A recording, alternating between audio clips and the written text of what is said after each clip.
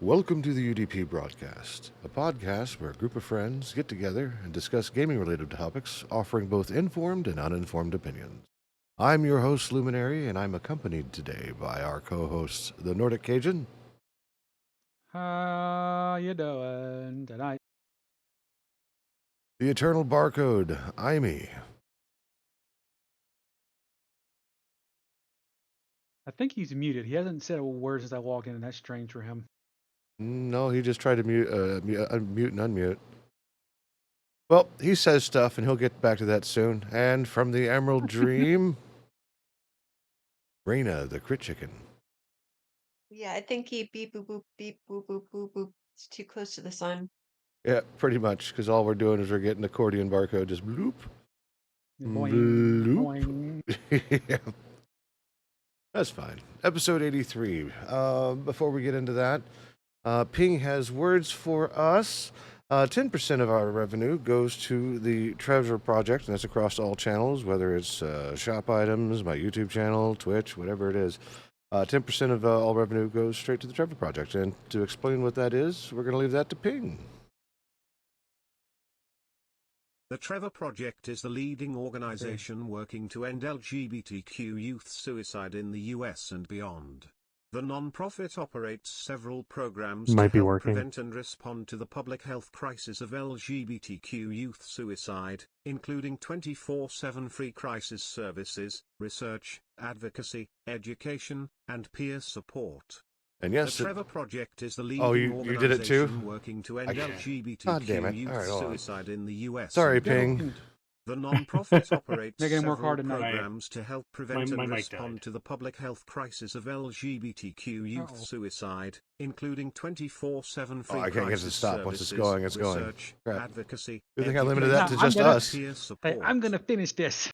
Pretty much. Yep. It's all my fault. Apologize. As a reminder, this is an opinion show. We have opinions just like you do, and our opinions do not reflect corporate policy or the organizations that we currently are employed by or represent. In other words, we're poor, don't sue us. Anything else to add to that, Imee? No, because if they come for my coffee, I'm going to throw it at them. Oh, yeah, no, we can't have that. No. Okay. Don't sue me. You're not going to get anything. And if you try and take my coffee, I'm going to throw it at you. All right. Speaking of coffee. So, episode 83. Let's start off with more Nintendo. That's been a theme the last few. Gross. Seta from Bermuda, well, I think now from Canada, but originally from Bermuda. He sent me a link to the Pal World patents and whatnot, and I believe that was also all announced this week as well. So we'll just start with that. Have you taken a look at any of the newer stuff, Imee? Other than KSP, no, I've been pretty busy I this mean, week. I shot the I took people talking about it from Twitter about the Yep. whole they patented stuff after the lawsuit by parenting a patent or whatever. Yeah. So I thought that was kind of skeezy. Oh, yeah. Well, I mean, Retroactive. Yeah, so they linked it. So- So their current patents that they filed like 2 years ago, 3 years ago, they've linked them to older patents, which means they can retroactively sue. Which is the dumbest thing I've ever heard in my entire life. Well, so what you would do is you would consider it an iteration of your original one. That way you can protect your idea. So, when you're like say when fans were first invented and you invented a fan that had two blades and you're like, well, I want to do an iteration and protect this. I'm going to patent the 3-blade fan by referencing the 2-blade fan, therefore it's protected. It kind of makes sense. However, in a game environment, all it serves to do is stifle innovation because for right now, you're saying no one can have this game mechanic for however long these patents are granted for. So for the next dozens of years, however long it is, you can't have any of these sort of mechanics in a game. So that screws so many people over and stifles innovation because now you can't be like, okay, that's a cool mechanic, but what if I did it this way? Like, what if I want to do a game where I capture, monsters using an airplane? It just flies by and snags them out of midair. Well, it's still a game capture or a monster capture mechanic. Therefore, it would likely be able to be patented and fall under the original patents, which would just suck for everybody. Because at that point, you could literally file for any kind of shape, wherewithal, or ability patent for capturing something, and it just piggyback off of the original. Well, yeah, it's like if SquareSoft decided to patent the RPG menu system in order to interact with a battle. Like it'd be weird. But Yeah. the You three. know what though? Hmm. I can't wait until what is it? We have a rendition like Steamboat Willie. Oh, when Which, the patent is expired. Mm-hmm. oh yeah. I hope I the mean, future generations. I hope the future generations won't disappoint me after I'm passed on. Well, and that's the thing. Like, you're taking an entire generation or two and preventing them from iterating on an existing design. Like, it's ridiculous and petty.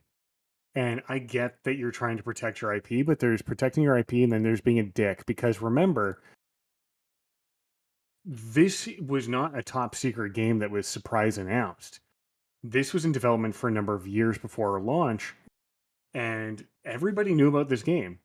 And when it launched, everybody knew about the game. Nintendo knew about the game. And in its first couple of days, Nintendo knew about it. But it wasn't until it started making money that Nintendo was like, "Hey, wait a minute, they're making money. Fuck you."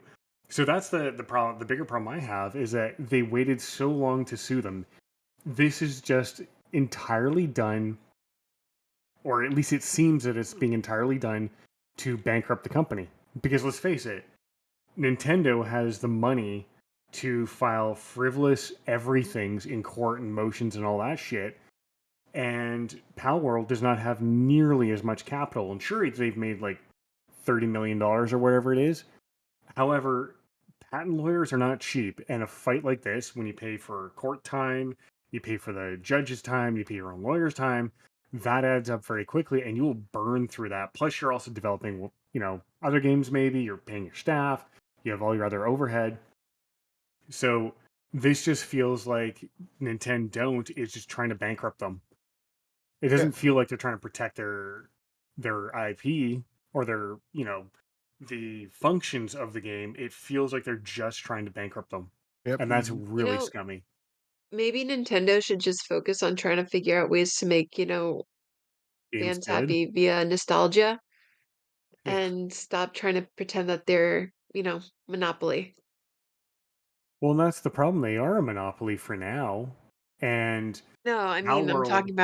I'm talking about Hasbro Monopoly. Like you have your Oh, own niche. gotcha. Stay the fuck out of Monopoly. Yeah, like Let they've got a Monopoly be niche. Monopoly. Yeah, like they've got a niche gaming environment, and it has a decent fan base. You're fine. Like Pal World is not going to be threatened by that. Like that game is not going to threaten the position of Pokemon and Pokemon fans. They're still going to play Pokemon. They're still going to buy it. It's After just this, no. some people still are. I mean, as much as I would like to say everybody who can see what a scummy decision this is, had the ability to stop paying all at once, it would be great. I know it's not realistic, but at the same time, we can only hope that Oh snap! the patent lawsuit will just get thrown out because this is complete trash. And Yeah. it's really shitty behavior by Nintendo. And it's just, there's no excuse for it. There really isn't. Just hold that thought for a second. We were just rated by Serafina Noir. Serafina, thank you. Welcome. Whoa! They're coming in hot. Yep. Normally I don't interrupt a podcast, but this is worth it. Thanks for the raid, Serafina. It's been a while. How are you? Serafina. Howdy.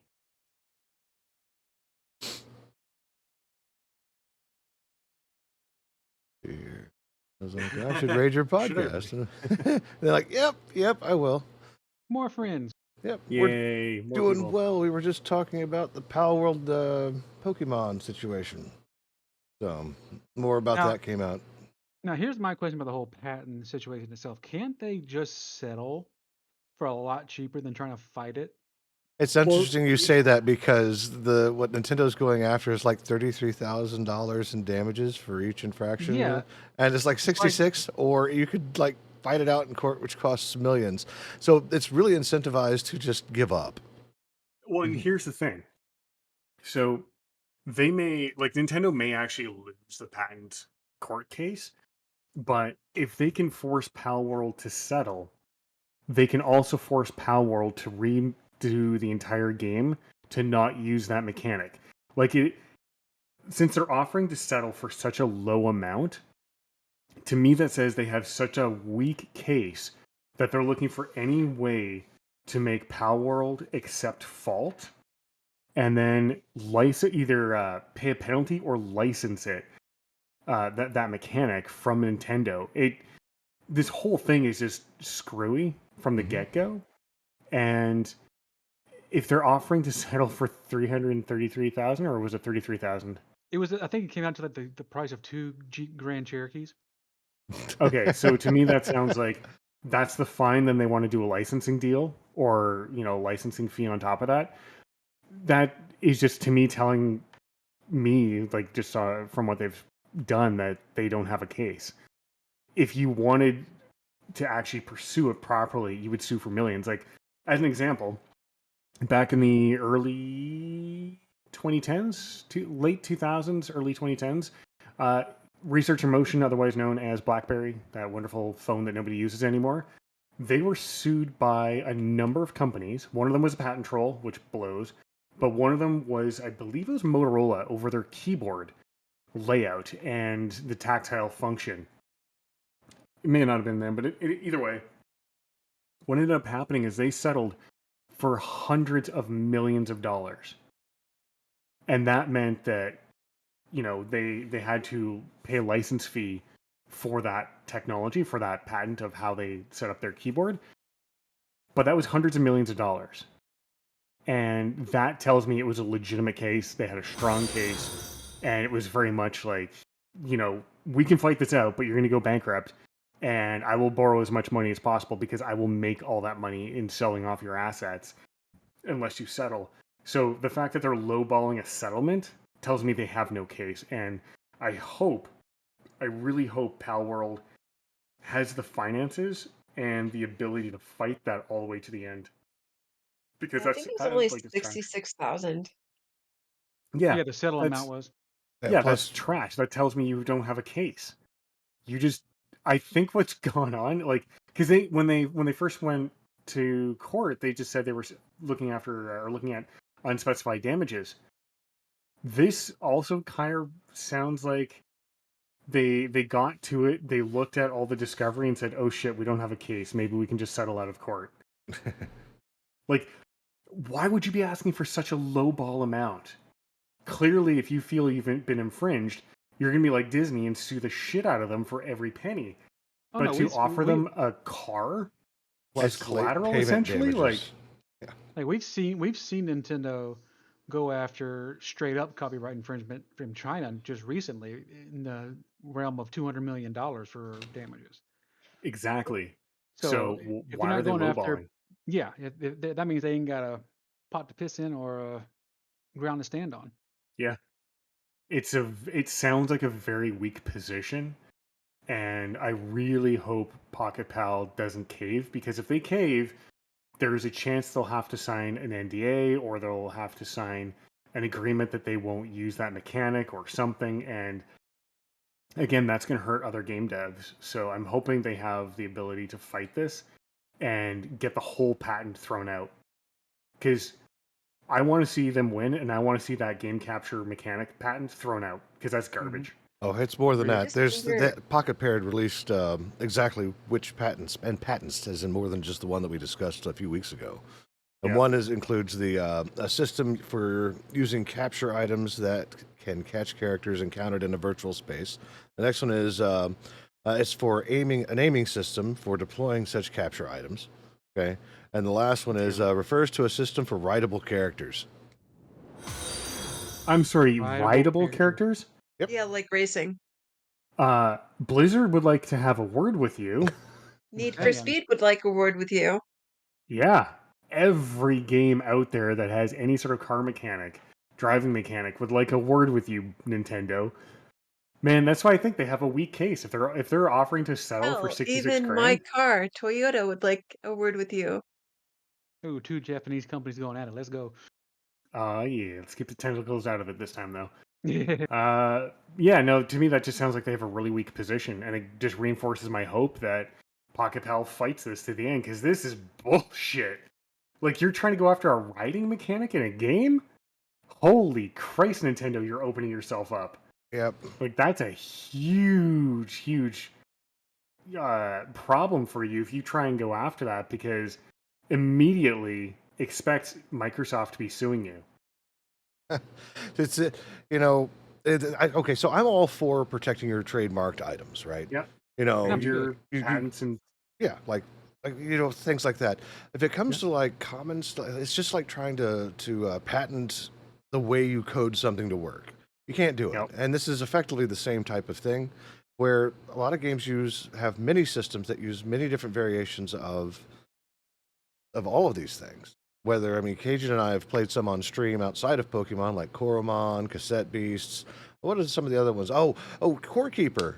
Remember that, don't you, Cajun? Yep. Yeah. Mm-hmm. You know, there's all You kinds go of after stuff. Core Keeper for egg hatching mechanics. I mean, come on now. Yeah. So like, Yeah.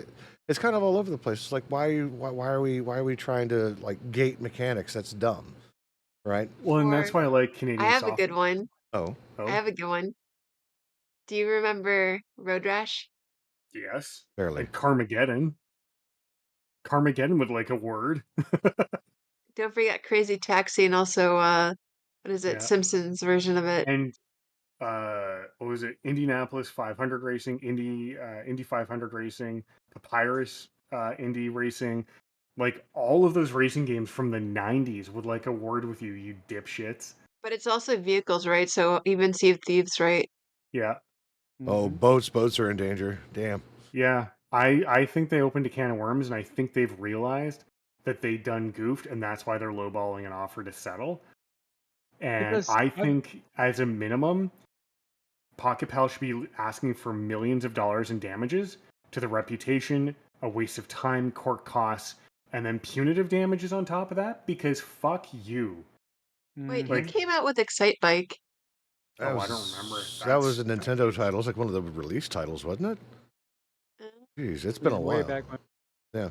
Now, and just the icing on the cherry on top for this one, if they, let's just say they have the Pocket Pair doesn't try to fight this and it goes back, here, why all of a sudden would Nintendo get all up in arms about it? because they made Especially when money. well, here's the thing. Why didn't they do that against Blizzard when Blizzard came out with their Pokemon version of their Pets game? Because It is they the know they exact. can't take on Blizzard. Like, Nintendo has a lot of money, but it does not have nearly as much money at its disposal as Blizzard. And Pocket Pal is, or An Pocket indie Pair, sorry, company. is really tiny comparatively. Hmm. So instead of going after Blizzard, which at the time was owned, I think, still by Vivendi, when they first brought in the mini pet games, pet battles, that's Vivendi Universal. That was Universal Studios. Do you know how much money they have? There's no way yeah, they they could have ain't won. got no Pokeballs. Yeah, I honestly think they fucked up, and now they're realizing just they have no leg to stand on, and they're trying to bail as quick as possible. Which again just makes me really want to hope that Pocket Pair can take them for a ride and take them for a shit ton of money to set an example out of them. The way I see Because it, at this point, we need an example set. I think Pocket really has a chance to show everybody that they do have a pair. Oh, I don't have a drink, damn it. So, I have a beer in front of me. well, check this out. I mean, and if Pocket Pair ever listens to this podcast, like, check this out. Do pull a Blizzard, sell a $25 horse. Yep. Yep, and use that to fund your lawsuit against I Nintendo. will support that horse. Yep. Absolutely. Well, That is a right. horse I will ride in on. Yep. Mm-hmm. Every podcast, I will ride that horse in. Like, Like if you're saying you're going up against Nintendo because of this BS, make Power World have DLC that you have to buy. Give me pals that I have to buy on something. I will help you fund that. Because Nintendo needs to get pulled down a couple of pegs. Vanity I stuff, think so though. too. Vanity. You Vanity, know, yes, yeah. Nintendo could have taken a page out of the game book and at least started have some stuff on the on their, you know, on the computer. And then have something like an MMO or something like that, and then have their subscription fees and stuff like that. But no, we're gonna keep coming out with Nintendo Switches Yeah. and all Like this other stuff. I know you had the GameCube. I know you had the N64. I know you had all these other things that are probably gonna be collecting that dust in the future. But for nostalgia. Well, if they came out with they a haven't had oh, a good platform in a while, honestly. yeah. Well, they're also trying to isolate. They still are in the camp of sell more consoles because at the end of the day, Nintendo is a hardware company. They just happen to It make is. games, right? And they want to sell as many Switches as possible. And the only way you can do that is have exclusive titles. And this was the whole reason why Microsoft, Sony, and PC Master Race is all doing what they're doing now is because people just want to play games and they don't like to be gated by the hardware. So Sony's finally waking up to that. And Nintendo's just like, nah, dog, like we've got this fancy new console that you can swing around by your balls and you can play Gyromite. Okay, well, I don't care about that. Luckily, I know they announced with the Switch 2 that it would be backwards compatible with all the Switch 1 games. So you don't have to rebuy all your games, which is nice, but That's like, not helping with my nostalgia. well, I mean, it does. Don't get me wrong. Nintendo's not completely bad. They are fighting against a YouTuber, and I saw this. This is the dumbest thing. Um, so this YouTuber streamer would stream. The reason why they're going after him is that he was streaming unreleased games days before they were available globally. Violating an NDA or So it was pirated. it was pirated too. Yeah, like all of them. I That, think.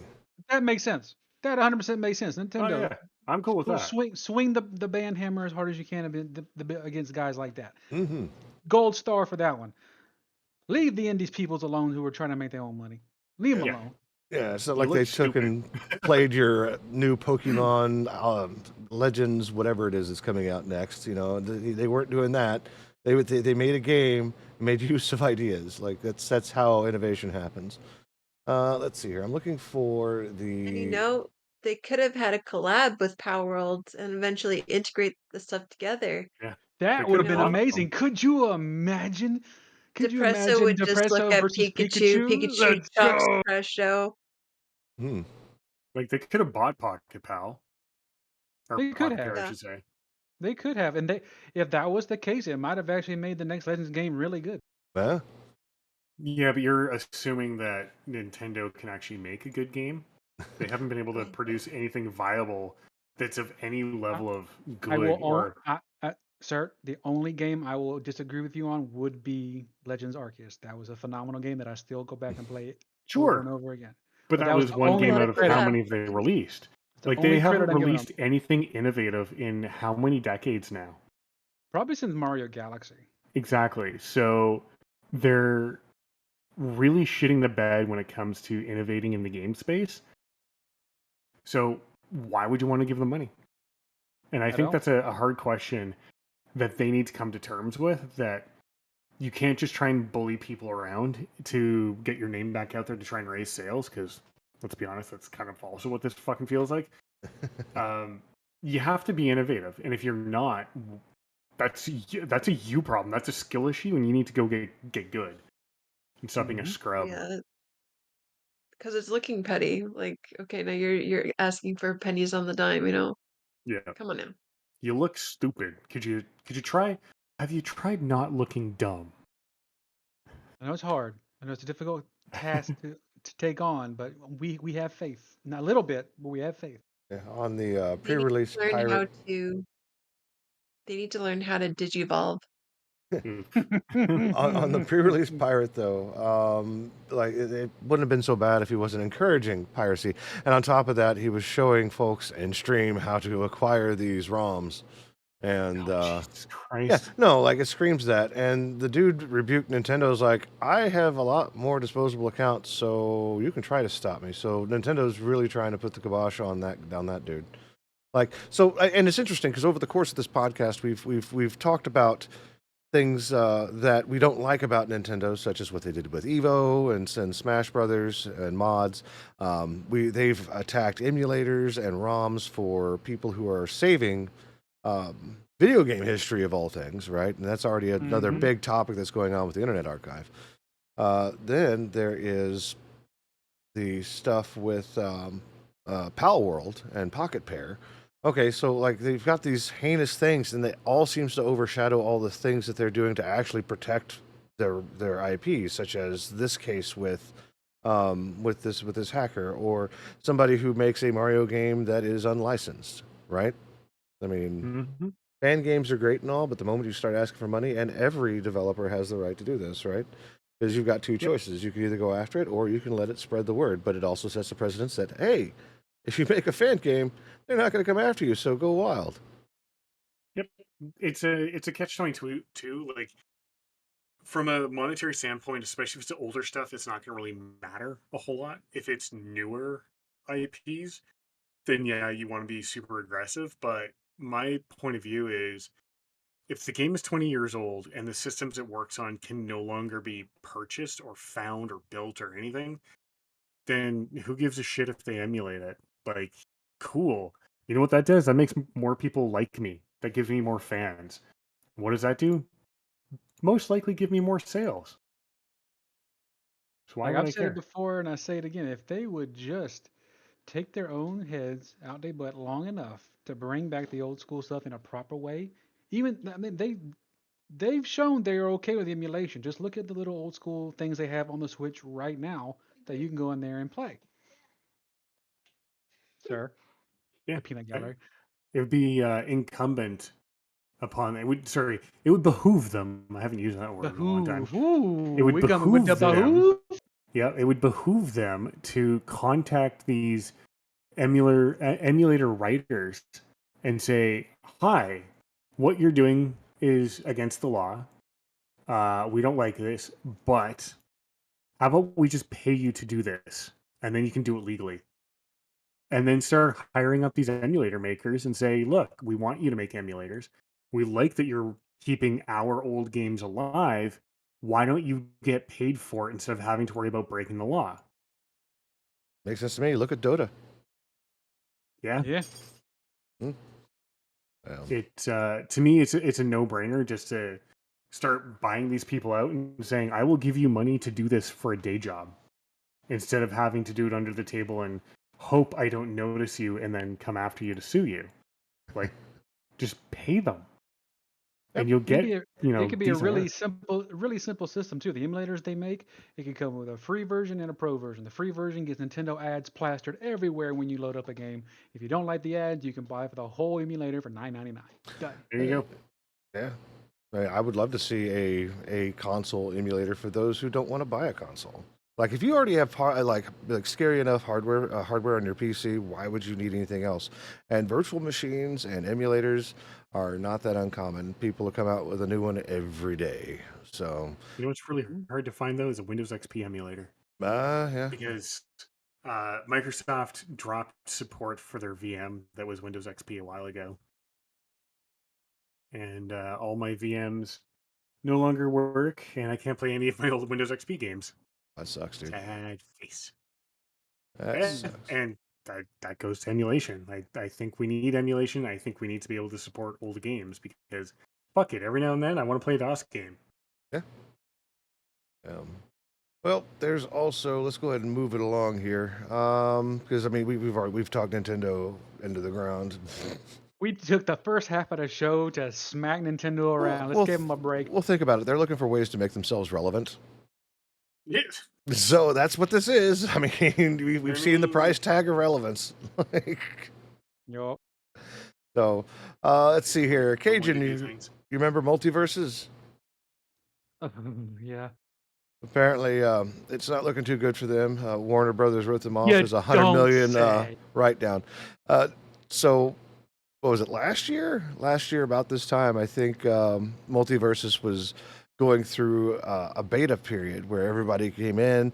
It's one of those situations that even Total Biscuit, or RIP, was talking about where, yeah, no, it's in beta, but they have a fully functional in-game store. Buy characters, the whole thing, right? Mm-hmm. So it was in this beta phase, and it was popular too. People were really going at it. I got into a fight on Twitter with some dude who was trying to tell me how not like Smash it was. So it's pretty crazy. But they ended up closing themselves off, and everybody who's bought into this project was like, "Wait, I have to wait another 6 months before I can play this," which is something that they can do. I mean, as long as it's written into their terms of use and whatnot, right? Or was end user license agreement to understand exactly what they can do to you. So it came back, and it came back strong. They added more characters and things like that. You got Shaggy, Batman, people from Steven Universe, Tom and Jerry. Like there's a whole new cast of characters that has come through. But I guess it's just not hitting near as hard, and I can understand why. Right? I Once think bitten, twice shy. yeah, pretty much. It's like, oh, we're playing this song and dance again. My legs are still tired from the last one, so nah, bro, I'm good. I think part Right. of what's going on is also people are just getting tired of AAA in general. Mm-hmm. Because there's been so many AAA releases that have failed that, like you said, Cajun, like once bitten, twice shy. And you look at some of the most successful games of 2023 and 2024 so far have all been independent games. Yup. And I think that's what people, and I mean, these companies will never do that, but they should be looking at what makes those games so good and see if there's a way to capture that thrill of these independent publishers and see if they can make a game viable. But of course, their version of viable is it has to get like massive returns immediately instead of, over time. And most independent publishers, yeah, they want to be able to get paid right away, but they also go into it knowing that they may not make a single sale. And Comes down to passion, actually. yeah, it really does, because now you want to release this game for the sake of, not for the sake of getting a return on investment, but for the sake of making the game, for the passion of the game. And I think a lot of AAA studios just don't understand that concept because they see shareholder pressure. And shareholders, I will blame for just about everything wrong in this world, because one of the biggest things that you want as a shareholder is return on the investment. So when you buy those shares in the company, you want to get your money's worth and you want to get a dividend at the end of the day. And quarterly, you want that paid out. So every quarter, publicly traded companies have to push harder and harder and harder to make more and more sales because shareholders are demanding it. Yep. And you like your job as a senior executive, especially if you're on a board of directors, because shareholders can vote you out. So I think it's a weird time that we're in where nobody knows how to make a good game at a AAA level because they've just lost the will to take risk. It's because capitalism I mean, has you taken look over. at, I mean, think about it. The only well, yeah, goal that these people care about is to make all the money, not just some of it, all of yes, the money. all of it, yeah. Yeah. And I mean, you look at Lethal Company, it was a huge risk releasing a game that was kind of janky looking, and it did so well. Like, it is one of the best games of the year. And I think it's because there was passion behind the project, not just, hey, I need to make my money back ASAP.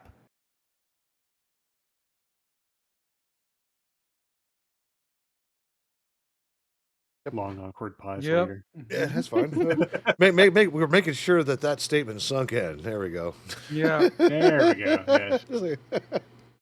So, yep. I mean, just like any other Smash game, Multiversus was probably fun. I never played it. When Cajun and I talked about it, we were like, hey, they got games like Brawlhalla. We loaded that up, and it was like, oh, wow, this is actually good. And we spent like, what, 2 to 3 hours just smashing each other to death. So, It was. yeah. We went back and forth. Like, I will. No, you will. No, I smash. No. Yeah. Let's see here. What else we got? Crit. You know anything about Death Stranding? Not a clue. It is pretty much on foot Amazon Prime Simulator, done by the dude who did Metal Gear Solid, I think was it was Kojima. Kojima. Yep, Kojima, and they just You want to know a funny thing? Sidebar. what? There's a game on Steam that's free to play called Walking Simulator, Of course there is. and it's just making fun of Death Stranding in a way. So you say that that's an Amazon simulator? Yes. Pretty much. You get deliveries, you have to pick them up. When my wife was playing it, she picked up all the things along the way, and she couldn't walk very fast, but could walk and had like this tower of packages sitting on her backpack that went up beyond the screen as she was trying to Now come let down me this tell hill. you, why would I know anything about a game like that I don't know. when I Maybe, have to commit to 10 maybe, hours a day working for close to 50 hours a week? You think I want to get home and play that? No. Actually, there's one really cool thing about that game, and that's the infrastructure in that game. really. So if you look at the game on PC when it first released, there was nothing. There were no roads, there were no maps, there was no cartography, nothing. There was just nothing, like literally nothing. Oh yeah, So that was the as community effort. Yeah, I forgot about that. Go yeah, on. so the community got together and started building their own maps, doing their cartography, and putting up infrastructure. Because now you have the zip lines on the PC version, where you can go from point to point to point to point. But that's because of all the people who initially played, who did all that groundwork to put in the zipline stations, put in the poles for the cabling, run the cabling no less, and then everything else for that infrastructure. They built that world from scratch. Like, that's really cool. Oh Would I yeah. want to do that? No, not a chance in hell. However, that is a very cool concept to make the community really come together and build the world. Like, you talk about world building in video games, well, that was legit world building. Yeah, and it was done by the players too, given developer tools, well, I mean, given the tools by the developers, not developer tools. So it was a game mechanic. Yeah, Yeah. they had a backpack, it could carry shit, and they were like, "Hey, well, I want to go from here and go to there, but I don't want to walk that. So what do I need to make this go faster? Oh, hey, I can build a zip line. Well, how do I do that? Okay, I need all of this gear." And then they just started doing it, and Well, it that is sounds like so cool. the Roblox kids actually grew up. That's cute. Except this came out before Roblox. Oh. Yeah, Well, I would. Sorry. I was like, you know what? Yeah, just, shit on my happy moment. Like shit on just shit on it. Be like, oh Um, yeah, the Roblox kids grew up. It came before Roblox. I'm like, oh, It's the well, grandparents of the Roblox kids. Yeah, and yeah. I think Roblox maybe took some inspiration from Death Stranding to have that truly open world. You can build whatever the hell you want. You can make whatever you want. Like, that's a cool concept. But yeah, they actually built the infrastructure to that game. It was really really cool. Hmm. Yep. So now you can ride a motorcycle from one place to the other. It's pretty neat. Yeah. Let's see here. The voice of AOL died. Elwood You've got Edwards. death. Yep, pretty much No dies at way. age And the 74. Candyman, That's the, Candyman. that's the Oh, he voice did of my Candyman teenage too. years. Let's see No, here. no, Candyman died too. Oh, the actor who played Candyman. Yes. What other movies? Oh, fuck, I can't remember his name. And I can't remember all the movies it was in. But yeah. Uh, hold on. Let me look this up. Well, while we're waiting on that, Tony Todd. He was in Final Destination. He was in Candyman. He was in a bunch of other films, but unfortunately, he passed away. Sad face. He was also That's why in. I Hmm? think that's why the Boogeyman scared me so much as I watched the Candyman movie and then I had the Boogeyman popping up in WWE and I'm like, I'm still following the Boogeyman. He's just still doing his thing in WWE. Dude, I keep seeing him coming up on my TikTok feed. They had a little gimmick recently, I think, in WWE where they had his head in a box and the people were Yeah. reaching in to Oh, try to figure out what's in the box and they take it off and he just turns around with the worms in their mouth and they're freaking out. I'm like, yeah, I get behind this. At first they had him touching things like, candy corn and slime and all this other stuff and quote unquote spider webs that were actually the spider webs for that off. Yeah, he was also in Stargate SG-1 for 3 episodes. He was in Final Destination, like I said. He was one of the couple of the voices in Dota 2, no less. Ooh. Really? Yeah, he did Dragon Knight, Night Stalker, and Viper. Oh wow. He was also in Dust of War, which I think was a movie. He's been in a bunch of video games as well, and he was also in the Transformers movies. In Revenge of the Fallen, he was the voice of the Fallen. Aw. Yeah, and he was also in CSI Miami for an episode, Boston Public. Like, he's just all over the place. Like a really, really huge acting career. Oh wow. And I remember him from Xena Warrior Princess. Dang.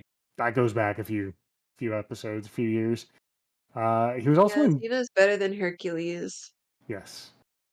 Oh, He was Kevin also in Sorbo. DS9. He said something stupid on Twitter, and somebody's like, "Shut up, Temu Hercules." I was like, "Jeez." Nice. Yeah, we'll just not talk about Kevin Sorbo anymore. I don't know the guy.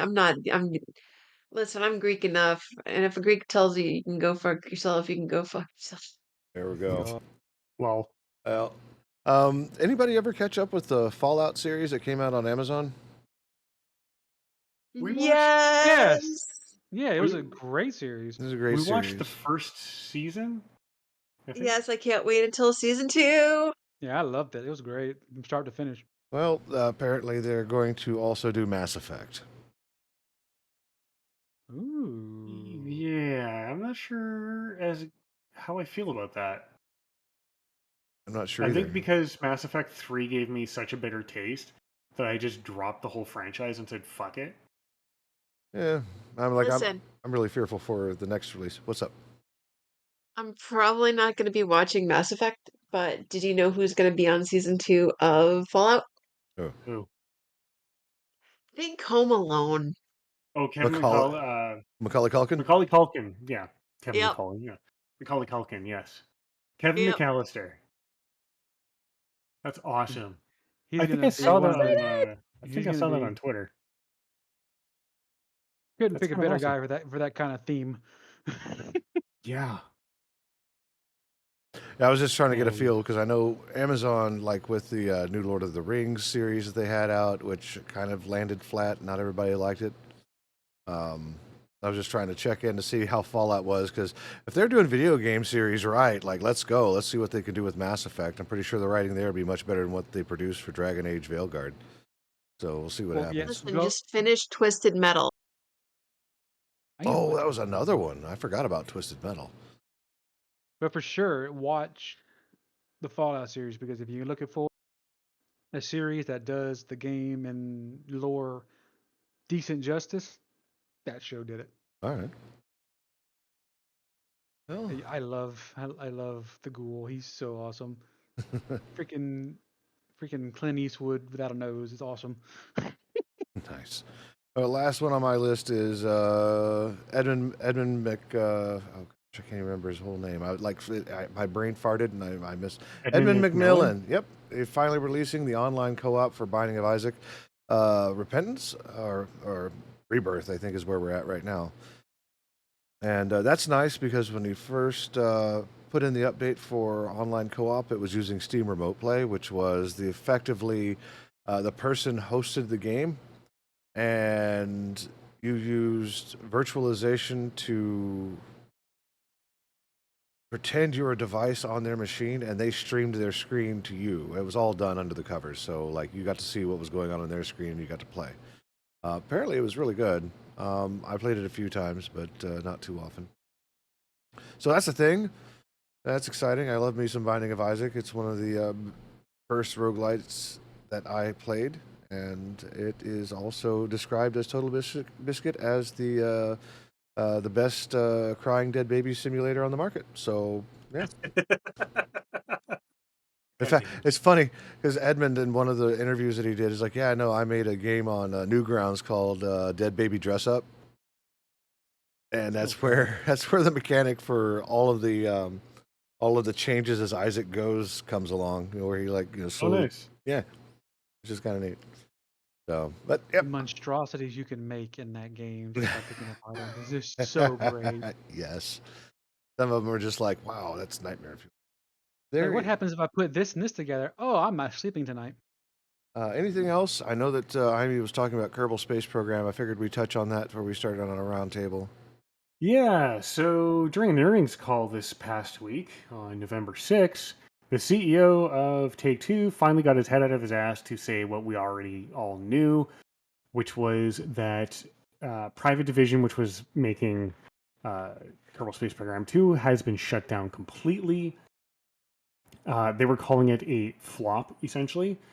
The problem was there was so much focus on art, there was no time for game mechanics, and that's why it was kind of all fucked up. I mean, it looks really pretty. Just don't try to do anything because it's completely broken. They have now sold it to an as of yet unnamed uh high, or what did they say? Top tier like independent publisher.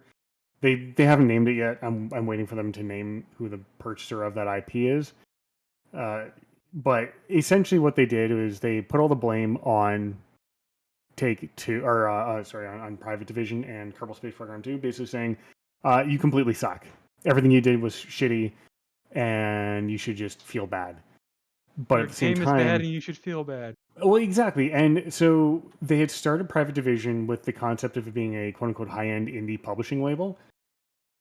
And that, of course, obviously didn't work because they didn't know what the hell they were doing. But what they said is they were looking for every title that Private Division pushed out to be a top tier, amazing, awesome video game title. And their core concept of how these things work couldn't handle the fact that art isn't the main function of a gameplay, it's the gameplay, and then you slap art on after the fact or during, the development, not solely, and then try and make a game around the art.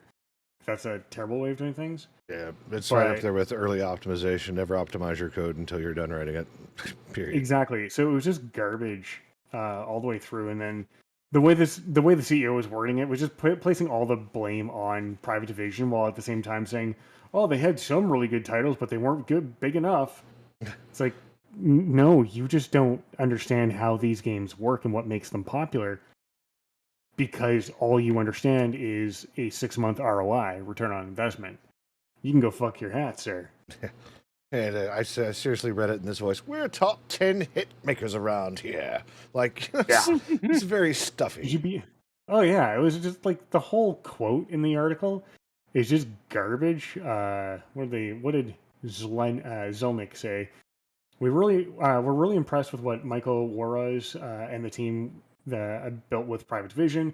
They brought on board and launched a number of titles over the past several years, and virtually all of them worked out. I like that he included that. And a couple of them were really big breakouts. At the same time, it became clear that our thesis, which is quote unquote work with independent developers, bringing them into this independently minded division and perhaps create new, huge, durable intellectual properties for the company, end quote, was going to be a challenge at best. The titles, though big, were not as big in context of our core intellectual properties at 2K and Rockstar. And our job is really to focus on making the biggest and best hits in the marketplace. We're not the long tail company. We're a top 10 hits maker around here. That's where we are on the console side, and that's where we are on the mobile side. And this is the core of any mature entertainment business, being a top 10 player. Everything you've just said is stupid, and you should feel bad, because Kerbal 1 was a mess when it released, but through constant hard work by the devs and openness to modding and encouraging community support for mods, it became an amazing game. It still really is. This whole statement of just, we're going to make a game and just slap our name on it, it's going to be an instant success. I think you need your head removed from your ass, probably with a chain, because I think it's wedged really tight in there. Because that's not how independent games work. They don't just become instant successes. Yes, some of them do, but that's a fluke because the majority of them just sort of chill. Not They're everybody can be there, No they Buddy, Man's you're exist. Sky. not Stray. Sorry? Said, yeah, buddy, you're not Stray. Yeah. Yeah. You're not Stray, you're not Lethal Company, you're not... Hades. No Yeah, like Man's all these other ones that Sky. just Yeah. released. Like, those things all tap into a part of the market that players wanted. But the rest of the independent games just sort of are there. They take a long time to build up a player base, and they may never see a return on investment. So that tells me the CEO had no idea what they were buying. They just saw, hey, this game is popular, let's buy it. And we'll make another one. No. You don't know what made the first one special in the first place. You shouldn't have bought it in the first Old place. man yells at Kerbals. Yeah. They had Old no man idea yells what at- made the game special and just thought they could slap their name on it and make an instant overnight success. Nah, dude. I mean, duh, it's rocket science. Ugh. God damn it. I kind of feel that's kind of what happened with I know I'm going way back with this and with Mm-hmm. Duke Nukem Forever. Oh, Oh my wow. god. I own that game and I'm sad about that game. I was so happy about the game when it was announced, and then 10 years later, it finally got released after having 3 different people take over. It was so bad. Yeah, it feels unfinished. It was a completely unfinished train wreck. It was literally 3 different games Frankenstein together, and then gave the Duke Nukem paint job, and that was it. That's all it was. It had the good jokes here and there. The action was subpar. It was very linear. You didn't have any place to go. And potty humor. And yeah, Well, I mean, plenty of that's potty to humor. be expected. That part doesn't bother me. It What was bothered me bad was potty humor. It wasn't even good potty humor. Like, Not even to his level of potty humor. I It mean, was forced. it's not like epic quotes like "I'm gonna rip off your neck and shit down your throat." Like, it wasn't anything like that. Like, it was just dumb, right? Like they Fair. asked the nearest 5-year-olds, like, "What are you gonna name your next character?" Ultra Destroyer Man. Okay, well, that's about the level of like potty humor that came out, right? It also just felt unfinished. Like it feels like they had a story. They were like in the later levels, they're really actually starting to get into that storyline. And then just the game ends as if the budget ran out. Yep. That's what it feels like. It just, okay, that's the end of our budget. That's the end of the game. That's after this line, after this thing, the rest of the script you can throw out. We don't need you anymore. Oh, okay. The best joke though that entire game had, and I will live on and die on this hill, was when you got out of the area, you open up the back of the vehicle, and you see the Master Chief armor sitting there, and they were telling him, "Here, Duke, this is going to help you fight." He's like, "Over armor is for pussies." Nice. I was I like, should "Yeah, load up that game and play it on stream sometime because I missed that game. It was a lot of fun. it was dumb, just as a brick fun." It was I great. installed it, and now I want to install it. It's in my library. Yeah. But other than that, I mean, this whole conversation just shows that Pirate Software is pretty much right. Why do you need a publisher? We're at a time now where it's not really necessary. It's overhead. It's like, why do you need MCN on YouTube anymore? They're useless.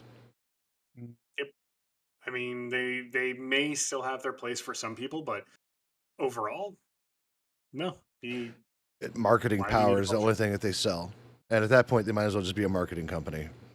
Exactly. Like if you've got ambition to make your game get massive and huge and have way more features than what you and your team or just you yourself can do, then yeah, it might make sense to partner with a publisher. But if you're just working on your game and you're going to do it and you just want to get it out there, don't worry about a publisher because more often than not, they own your IP when you sign on. And that really sucks because, you know, if you make a kick-ass game, they own the IP, and then the next game they decide to make is turbo shit, and it's like, okay, well, you just ruined this game. Thanks. I put all my heart and soul into this game. You just fucked it up. Thanks, guys. Don't become the next BioWare being eaten alive by EA by bad decisions. Seriously. Yeah. Like, I feel bad for Veilguard. It could have been such a great game. It really could have. I mean, I hear the mechanics are solid, but the story sucks. So, I don't know. I've never even heard of that game. Dragon Age Veilguard, it was just released. Oh. Yeah.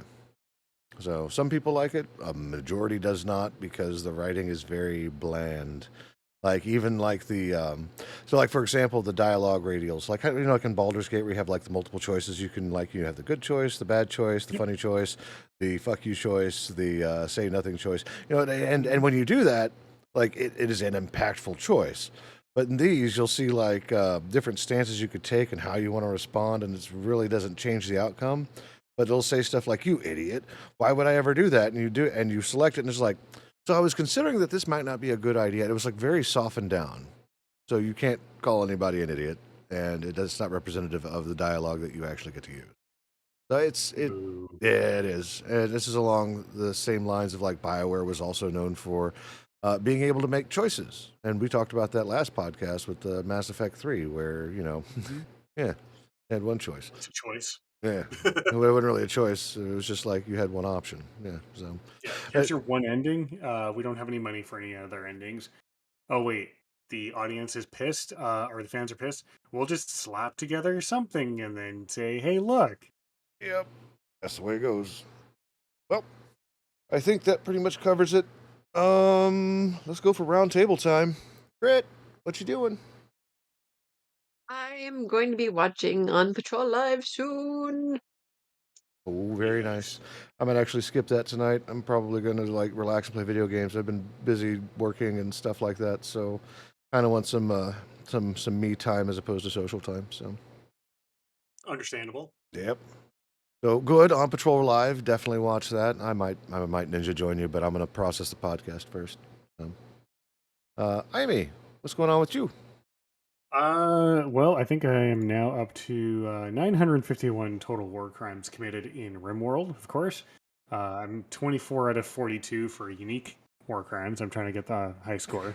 But I also started playing Sniper Elite 4 again because I really love that game. And instead of doing all the map challenges, I'm doing challenges that I'm making myself, like how many nut shots can I get in a map? And those are not easy because more often than not, when the person turns, you're going to hit them in the thigh, and that just pisses everyone off. So it's been fun. It's been a lot of fun to revisit Sniper Elite 4.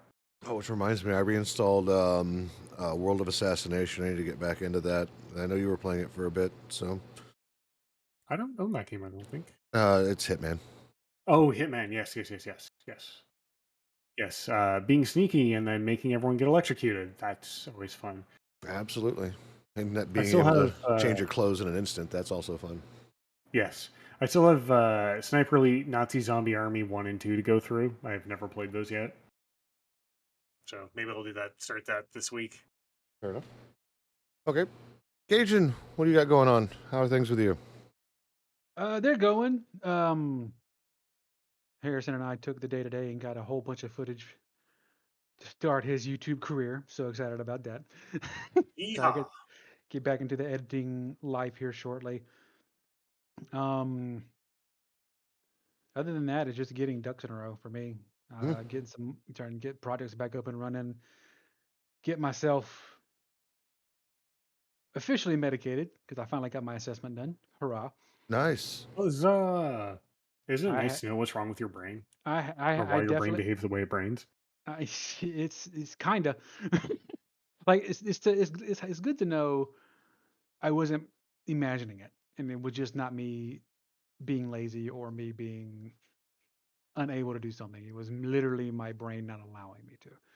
Uh, And hopefully, now that I have the assessment, I can talk to my doctor and we get those brain chemicals at least balanced to where I can actually do stuff again because I miss content. I miss making content. yeah. So, yeah, Yeah. that's where I'm at. Yeah, we need to return back to streaming. Even if it's just two Mm-hmm. dads bullshitting, we have fun doing that. But we've been Yep. busy. Yep. And what about you, Lume? What you doing this week? This week, more work. Probably, I just picked up Brotato because the YouTube creator Dex has been doing some crazy stuff. And I'm like, I want to do crazy stuff too. So, and Brotato is like $6 with the expansion. I'm like, let's go. Like, I'm doing that. So, Ooh. playing that. I've been working with Echo and Satisfactory, also another fun game. I have a VTuber in the works, so that's going to be a change. I'm probably going to keep the Blockhead for the podcast, but any other gaming stuff that I'm going to do, I'm probably going to use the VTuber. So that's going to be exciting. I've got an initial sketch on it. Speaking of the dude I'm using is actually really reasonable as far as cost is Cajun. I'll talk to you about that after the podcast. So yeah, maybe we can take your because you saw what he did with mine as far as like that snap filter, and you that did thing it was too. awesome. Yeah, it was like $130, and that's with him like reconcepting the character. So really nice. Right now, the Pretty VTuber good. market is so saturated that like you Oh my get. god, it is. Yeah, it is like you almost have to have a team and try to churn out everything. Because I remember what was it like 4, 5, 6 years ago to get a VTuber, it was like $500 for the art and another $1,000 to get it rigged, and now you can get everything done for like $150. Yup. You know, with a level 2 seller. So it's just like Not bad. yeah, no, like so. Ridiculous. This is amazing. Yeah, once mine's done, I'll show you what it's about, and if you want to use the guy, I'll refer you to him. So Sounds good. I have one thing to break your brain before we end the show tonight. oh, I found this on Tumblr. Oh god, Tumblr. Any noun can become a verb if you don't care enough. Okay. That point is invalid unless you provide an example in your sentence. I can sentence how I want, thank you. well, stop I being like such to a water tower, velociraptor dude. around. Like I seriously. like to velociraptor around my house at 2 a.m. My headache makes me want to clothesline into the wall. Why do these make some semblance of sense? Because brains don't brain logically. Brains do brain logically, but when English doesn't logic Englishly, brains by itself to logic that English. Yep, it's the Smurf effect. Anybody else smell smoke? Burnt toast. Is that Oh feathers? god. No. Yummy. Okay, got an incoming ad break. Let's go ahead and wrap this up. It starts at 2 minutes. I'm going to snooze it one more time just to be sure, so that way we can stop the podcast and get rated. Thanks for stopping by. This is going to be episode 80. What is 82? Is that what I said? Or 83? 83 in the books. Join us next week. Last podcast of the year is going to be on the 23rd. End of November, I'll be closing off all donations to the Trevor Project, and December will be focused on whatever goes to the channel and whatnot, and I'll make sure to get all those donations in before the beginning of the new year. So I hadn't even looked at what's in the PayPal account. I don't care. It's not. So we'll see what goes on. So yeah, other than that, we should be returning within the first 2 to 3 weeks of January after the last podcast on the 23rd, because I firmly believe that you should spend the holidays with your family. So, yes. And if not, I firmly believe you should spend the holidays doing things you want to do. And I do want to do this, but, I'm not the only one involved in this project. So other than that, we'll leave it to Cajun and Crit to do our closing. All right, you gotta let them know. You gotta stay awesome. You gotta stay classy. And as always, Don't be an asshole.